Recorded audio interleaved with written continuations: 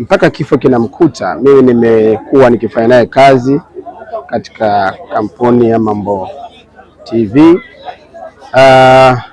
Mzee Kibore ni mzee mmoja ambaye alikuwa kwanza anapenda utani, mcheshi, mwana Yanga mwenzangu ambaye nilipata taarifa zake nikiwa nimeingia tena ofisini pale maeneo ya Sinza kwa ajili ya kuendeleza kile ambacho huwa nakifanya katika masaa yangu mengine ya ziada. Nilistuka kwa sababu hajaumwa kama tulipopokea taarifa. Labda mtu angekuwa anaumwa kidogo ungesema tukamuone, lakini ilikuwa ni habari ya kustusha kwa sababu juzi alikuwepo, tulikuwepo naye. Ukizungumzia tuna interact kwa sababu anapenda sana vijana, na kubwa la kwake akikutana na vijana anapenda kucheka kuhusu masuala ya mpira, lakini vile vile kuwahusia katika masuala ya kuoa. Najua anasema vijana siku hizi mna changamoto sana, hamtaki kuoa, hamtaki kufanya nini, lakini wewe ni bwana vijana. Na mimi kuna wakati fulani nikiwa nikikaa na wafurahisha baadhi ya wasanii walioko mule ndani ambao wanamfahamu kupitia sauti yake. Unaona, ni mwenyekiti wao kama nilivyosema. Kwa hiyo anakuta wakati mwingine akija anakuambia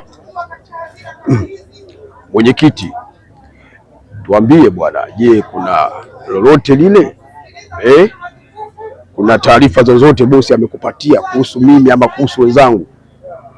Basi hicho kitu waga nikimtania anabaki kucheka tu, na baadhi ya watu wengine wasanii kuna wakati wake mcheshi, kwa sababu mtu akiinteract na watu, sisi kama vile sauti ndio tunapenda kuipata ile sauti yake ili kuwafurahisha sana watu.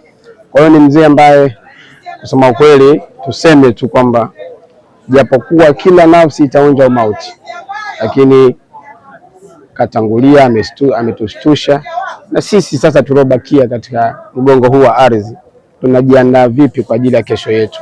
Toe pole kwa wote ambao waliofiwa, tunazungumzia mke, watoto na wengine, lakini vile vile Mwenyezi Mungu tumuombee ampe kauli thabiti, na sisi tulobakia katika ardhi hii, katika dunia hii, atupe mwisho mwema ambao tutaondoka tukiwa tuna radhi na Mwenyezi Mungu.